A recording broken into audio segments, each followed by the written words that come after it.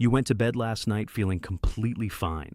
You experienced no chest pressure, no sudden dizziness, and absolutely no warning signs.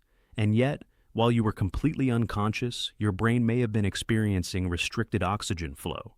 This does not happen because of an underlying condition, and it has nothing to do with a new medication.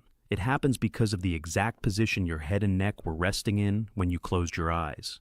I need you to listen to this very carefully, because what we are about to explore has nothing to do with strict dieting or exhausting exercise, and your primary care team has probably never once brought it up during any of your routine checkups. Throughout decades of reviewing cardiovascular and neurological data, specifically for mature adults in their 60s, 70s, and beyond, a highly consistent, silent pattern emerges that almost nobody in mainstream wellness talks about openly. The precise way you sleep, the angle of your neck, the direction your body faces, and the alignment of your spine are actively influencing how well blood reaches your brain every single night. Here is the exact biological reality that stops most people cold. Your structural vascular risk peaks dramatically in the early morning hours immediately after waking. Clinical tracking shows a 49% increase in major cardiovascular events between 6 a.m. and noon, driven entirely by your body's natural morning blood pressure surge. That 49% spike is absolutely not a random coincidence. What occurs inside your system during the deep hours before that window, how you sleep, what position your torso is in, and whether your body is properly recovering overnight, directly determines how vulnerable your entire cardiovascular matrix is when that morning surge hits. Before you dismiss this data and say, "I have slept this way my entire life without an issue," I urge you to stay with me. Over the next 20 minutes, we are going to break down 6 common sleeping mistakes, ranking them from surprisingly harmful everyday habits to genuinely dangerous mechanical positions. Then, we will look closely at 2 evidence-backed positions that could be doing your brain and your heart an immense protective favor tonight. But right now, before we go a single step further, let us build our community connection. Drop a brief comment below and let me know. Are you primarily a back sleeper, a side sleeper, or a stomach sleeper? I will be referencing the structural mechanics of all 3 throughout our countdown, and your personal answer is going to matter very soon. Let us establish some critical context before we open our list, because understanding the underlying physics is what makes the adjustments stick.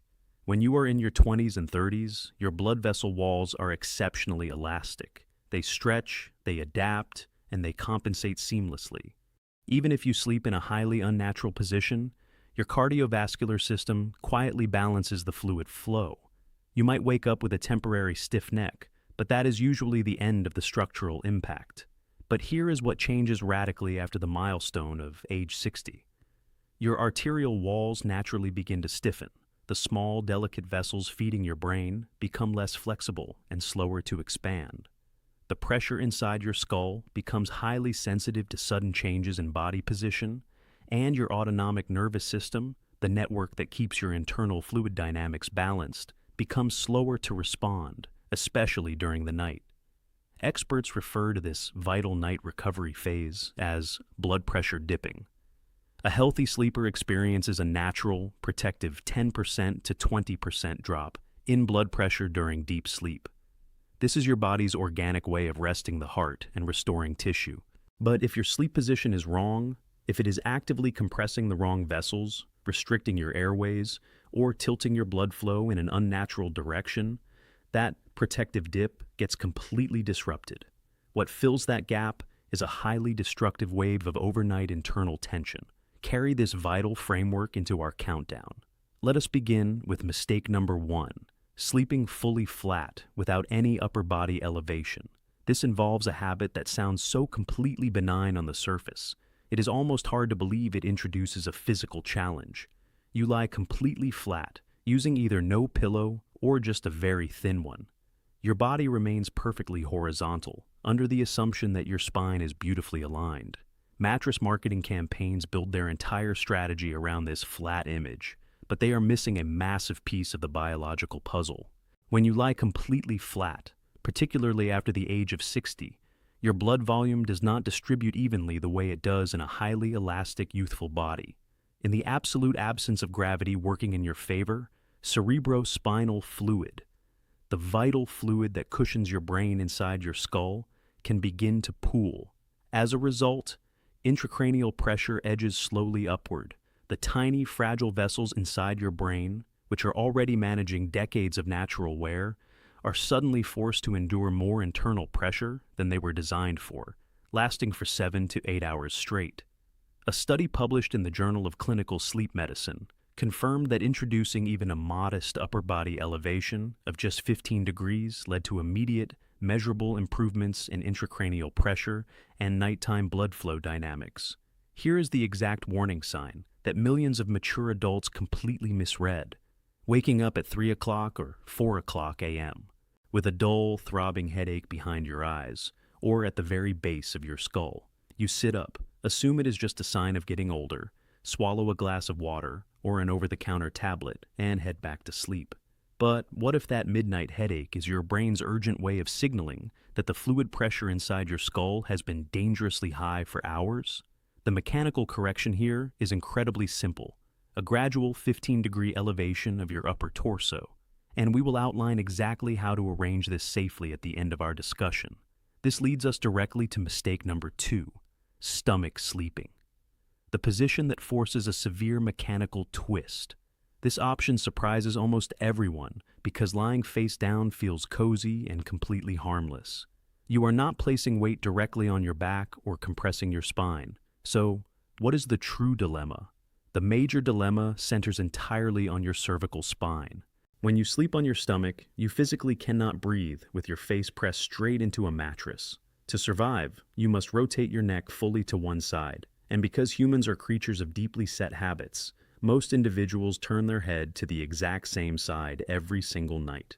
Think about what this means from a structural perspective. Your neck is held in an extreme 90-degree rotation for 7, 8, or 9 hours every night. Running directly through the bony channels of your cervical spine are 2 major pathways called the vertebral arteries. These vital vessels carry fresh, oxygen-rich blood directly to your brainstem, your cerebellum, and the core regions of your brain responsible for your physical balance, breathing regulation, and motor coordination.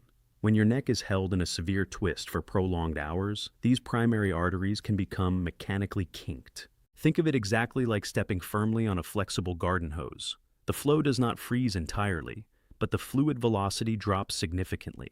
Restricted oxygen delivery to your brain, stem for 8 hours a night, year after year, is an aggressive strain that a mature system cannot simply shrug off.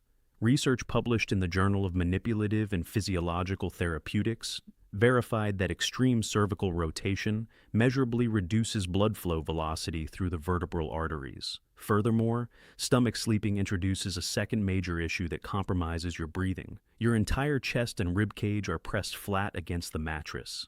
Every single breath you take across the night is a physical fight against body weight compression. Your diaphragm cannot fully descend, meaning you never reach your optimal tidal volume, the deepest, most restorative oxygen exchange your lungs are capable of producing.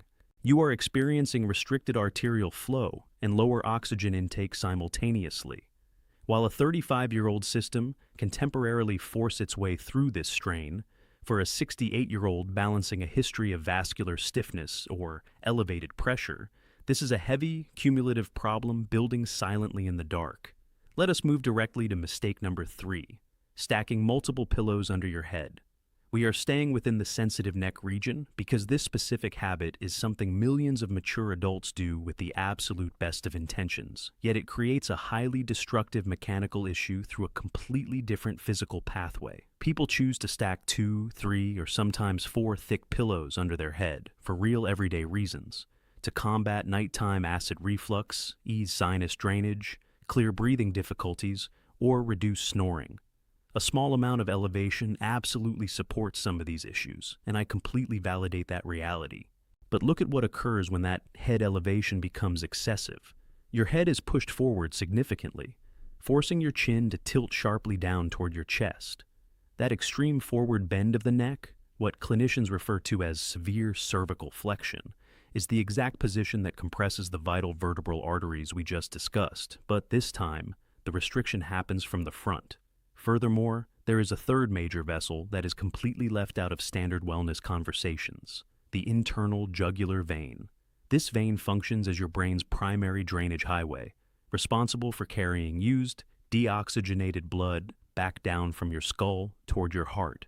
When your neck is bent forward excessively for hours at a time, the jugular drainage pathway becomes partially obstructed. As a result, fluid drains with immense difficulty.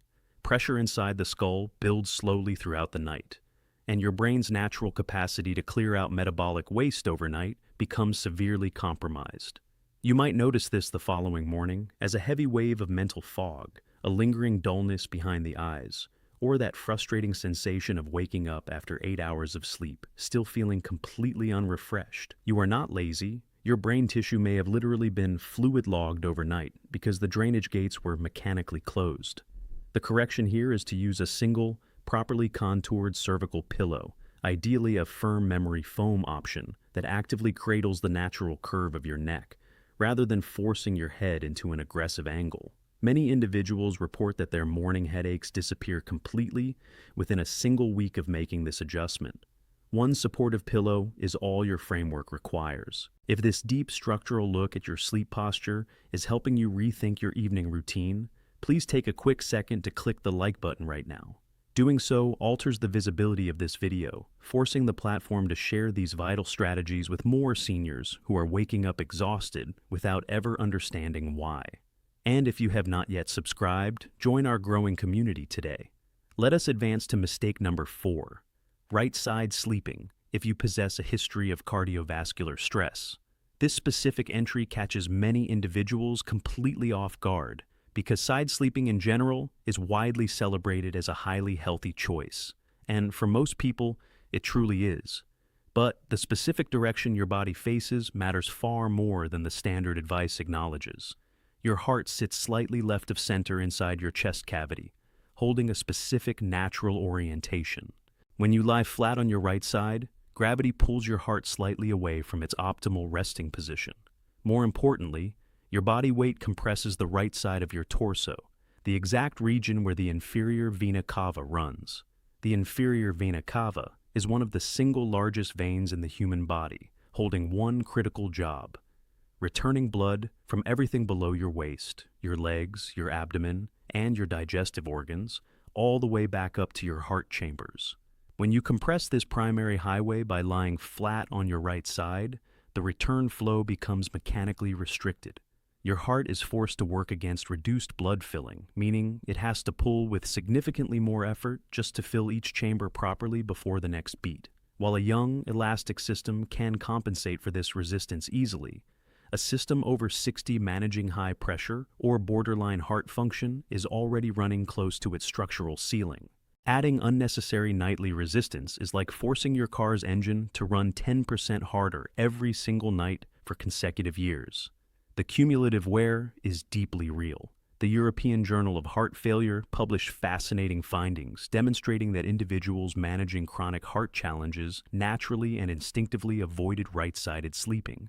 Their bodies had detected the internal mechanical discomfort long before their minds consciously identified the structural cause. That deep organic instinct is something we must listen to. This brings us to mistake number 5, sleeping in a tightly curled fetal position. This involves a posture where the knees are pulled all the way up toward the chest, the shoulders are rounded tightly inward, and the chin is tucked down toward the sternum. For many adults, particularly women over 60, this represents the default go-to sleep position. It feels warm, safe, and emotionally comforting, and I completely understand the psychological appeal.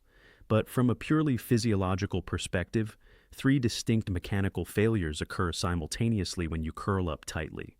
First, your lungs are heavily compressed. Your ribcage cannot fully expand against your knees, meaning every single breath you take across the night is significantly shallower than your system requires. Your total oxygen intake drops incrementally with every breath across an 8-hour sleep cycle. Second, the major blood vessels running directly through your hip joints and knees, particularly the popliteal vessels residing behind the knee joint, become severely bent and partially pinched. Circulation to and from your lower limbs is reduced to a crawl. If you already possess a natural tendency towards swollen ankles, cold feet, or poor lower body circulation, this position makes both challenges significantly worse. Third, your neck is held in a state of extreme forward flexion, triggering all of the vertebral artery restrictions and jugular drainage blocks we established earlier. This is a full-body version of the exact same compression pattern. Research in respiratory physiology and neurobiology has documented that sustained spinal flexion during sleep measurably reduces tidal volume, the actual amount of air inhaled per breath. If you multiply a 10% or 15% oxygen reduction across every single breath in an 8-hour night, you are talking about significantly less fresh oxygen delivered to already mature brain tissue. If this is your default posture, the structural adjustment does not need to be dramatic. Simply introduce a long, supportive body pillow between your knees and gently open your hip angle to align the spine. Small physical updates yield real improvements. Let us look at mistake number 6. Consuming a large meal or enjoying a relaxing drink close to bedtime. This entry brings together every single structural challenge we have discussed and heavily amplifies them. Yet it remains one of the most socially common evening habits. Imagine a perfectly normal evening for millions of adults over 60. You finish a wonderful dinner at 7:30 p.m., enjoy a casual drink while watching your favorite television program, and head to bed by 10 p.m. It sounds completely peaceful. But look at what is actually unfolding inside your vascular matrix the moment you go horizontal. After a large meal enters your stomach, your body must immediately prioritize digestion, rerouting a massive volume of blood away from your brain and heart, and driving it straight toward your gastrointestinal tract. In a youthful body, this fluid redistribution is managed seamlessly by highly elastic arteries. But in a mature framework with less vascular flexibility, and a slower autonomic nervous system response, this massive fluid shift can create transient drops in cerebral blood flow, moments where your brain tissue is subtly undersupplied with oxygen. Now, look at the impact of an evening drink. Alcohol functions as a potent vasodilator, meaning it initially relaxes and widens your blood vessels, causing your blood pressure to drop. Your body senses this sudden drop and attempts to aggressively compensate by constricting the vessels and forcing the pressure back up. As a result, your blood pressure literally yo-yos up and down throughout the entire night, in vessels that are already managing some degree of natural age-related fragility, or plaque stiffness. That constant tracking oscillation causes immense, unnecessary stress on the arterial walls. The American Journal of Hypertension studied this exact pattern and verified that even moderate alcohol consumption, within 3 hours of sleep, completely disrupted the natural, protective nighttime blood pressure dip that healthy sleepers experience. Without that dip, your heart labors under meaningful strain all night long. In real life, this looks like waking up suddenly at 2 a.m., with your heart hammering inside your chest, sweating slightly. You assume it was simply a vivid dream and reach for a glass of water, but what your vascular system actually experienced was a desperate wave of pressure fluctuations it wasn't equipped to handle gracefully. The structural recommendation is clear. Finish your final meal at least 3 hours before your head hits the pillow. If you enjoy a drink, ensure you stop 4 to 5 hours before sleep, and try introducing a gentle 15-minute walk after dinner. This is not intense exercise, simply easy movement. This simple act jumpstarts digestion, balances your blood sugar levels, and allows your entire cardiovascular system to settle beautifully before you lie flat. Let us look closely at the 2 specific sleep positions your brain actually wants you to use. Position number 1 is left side sleeping. This stands as the single most evidence-supported sleep posture for long-term cardiovascular and neurological restoration in adults over 60. When you rest comfortably on your left side, gravity works in perfect alignment with your heart's natural anatomy. The inferior vena cava, the primary highway responsible for returning blood from your lower body back to your chest, runs on the right side of your spine. By sleeping on your left, you remove every ounce of physical weight from this vital vessel, allowing blood to flow back to your heart freely and efficiently. Your heart muscle is instantly relieved of unnecessary resistance, and your systemic circulation stabilizes. But there is a modern neurological discovery that has completely changed how sleep researchers evaluate this position. Scientists have identified an internal waste clearance network inside the brain known as the glymphatic system. Think of the glymphatic system as your brain's overnight janitorial crew. While you are resting in a deep sleep, cerebrospinal fluid pulses through the narrow spaces between your brain cells, acting like an internal fluid flush to clear away metabolic waste products and unusual protein buildups. These are the exact same toxic proteins that long-term tracking finds in excessive quantities inside a declining mind. A landmark study published in the Journal of Neuroscience discovered that this essential glymphatic clearance operates with maximum efficiency when an individual sleeps on their side. Furthermore, left-side positioning appears to offer the ultimate geometric drainage pathway due to the natural asymmetry of the human brain and the direction of cerebrospinal fluid movement. This means left-side sleeping isn't just about tonight's circulation. It determines whether your brain is successfully clearing out the daily waste products that over several decades can accumulate into mental fatigue. If you have spent your entire life as a back or stomach sleeper, the transition is simple. Place a full-length body pillow along your front to prevent your torso from rolling forward, and tuck a firm pillow directly between your knees to keep your hips stacked and your spine neutral. Give your framework just 7 nights to practice. Your body will adapt to the change far faster than you expect. For those who truly cannot tolerate side sleeping due to shoulder stiffness or hip discomfort, there is an exceptional, safe alternative, position number 2, which is back sleeping with a strict 15-degree torso incline. We must be entirely clear. This does not mean stacking soft pillows directly beneath your neck. Your entire upper torso, from the waist up, needs to be elevated on a gradual, firm incline. Utilizing a supportive foam wedge pillow beneath your mattress or using adjustable bed risers under the head end frame, Legs achieves this beautifully.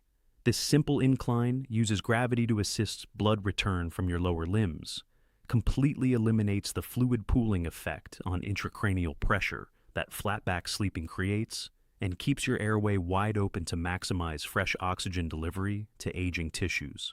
When you add a low, supportive pillow beneath your knees to maintain the natural curve of your lumbar spine, you achieve what sleep researchers call a zero-gravity posture. Your body weight is distributed evenly across your entire framework, minimizing focal pressure on any single vessel or joint. This elevated back position is particularly beneficial if you manage frequent morning headaches, notice lower leg puffiness at night, or have been told your blood pressure lines remain elevated even while you sleep. Your physical position is the dominant factor, but your immediate sleep environment determines whether your cardiovascular system truly recovers or labors through the night. The first environmental cofactor is room temperature. You must aim to keep your bedroom between 65 and 68 degrees Fahrenheit. A cool sleeping environment is the primary biological trigger required for your core body temperature to drop, which signals your system to enter deep, restorative sleep stages. A cool room naturally supports the healthy nighttime blood pressure dipping your heart requires. If your room is kept too warm, your resting heart rate remains artificially elevated, trapping your mind in shallow sleep stages where no meaningful structural recovery can unfold. Second, we must address light and screens. Exposing your eyes to the blue light emitted from digital tablets or phones after 9 p.m. aggressively suppresses your body's natural melatonin production and delays your entry into deep sleep. Because your brain's glymphatic janitorial crew operates most actively during those deep stages, blocking that window means the internal cleaning process stops completely. Put the digital screen away and read a physical book under soft, warm light instead. Third, pay close attention to background noise. Sounds that are not loud enough to wake you up fully can still trigger brief, invisible micro-arousals inside your nervous system. During these brief moments, your heart rate spikes and your internal stress signals rise. While you do not register these events consciously, your vascular system notices every single one. Introducing a simple white noise machine or using comfortable earplugs can completely eliminate this hidden source of nighttime tension. One highly useful monitoring tool to consider introducing is a standard overnight pulse oximeter, a small, inexpensive clip that tracks your blood oxygen levels while you rest. If your oxygen saturation regularly dips below 92% during the night, that represents a vital piece of data to share with your care network, as it can point to unrecognized breathing interruptions that accelerate vascular strain. Here is the core truth I want you to carry forward from our discussion. Your cardiovascular risks do not clock out the moment you fall asleep. In many structural ways, the quiet hours between midnight and dawn are the most critical hours of your entire day. The magnificent reality is that the position your body rests in during those hours is something you possess direct, immediate, and zero-cost control over starting tonight. Pick just one single adjustment from our countdown to practice first. Turn onto your left side tonight, elevate your upper torso by 15 degrees, ensure you finish your meals 3 hours before bed, or trade 3 stacked head pillows for a single contoured support. None of these adjustments are minor details. They are consistent nightly interventions that compound beautifully over weeks, months, and years. Commit to practicing this complete structural setup for the next 30 nights. Track your morning clarity, your ankle tracking, and your waking energy. I want to say something to you that I mean completely. You are not broken. I know some of you have been told by various sources that the constant morning fatigue, the dull headaches, and the poor sleep are simply an inevitable tax you must pay for growing older. They tell you that is just what 70 feels like. That is an absolute myth. Much of what you have accepted as an unavoidable decline is a purely mechanical problem, and mechanical problems have elegant mechanical solutions. Your heart and your body have not given up. They are working with every ounce of reserve they possess to keep you active, independent, and present. They simply require the proper physical conditions to function the way they were masterfully designed to work. You spent decades building the habits that brought you to where you are today. You possess the absolute power to build new, protective habits tonight. Now that you possess the clear, undeniable science, the choice is entirely yours. Start tonight, even if imperfectly, and let your evening rest become your ultimate source of strength. Thank you so much for exploring these strategies with me today. Take outstanding care of your health, look after one another, and I look forward to sharing more research-backed data with you right here in our next episode.